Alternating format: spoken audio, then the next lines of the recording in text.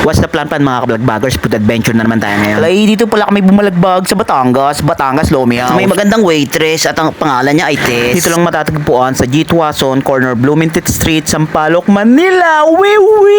Yung special overload pala yung in-order namin na nagkakalagang 175 pesos, good for 2 packs. Pero kayang ubusin ng isang tao, lalo na kung mahilig ka sa Lomi na parang si Kuya Purdy. Sa Lomi ay willing. May kasama na siyang boiled egg, and for more you will beg. Chabing lechong kawali, 1-piece chicken wing, atay na galing sa baboy na kinatay, na kumakaway-kaway, 4 na pirasong lumpiang Shanghai na talaga masasabi mong ang sarap ng buhay. At syempre hindi mawawala ang chicharon na pwede mong i-sharon.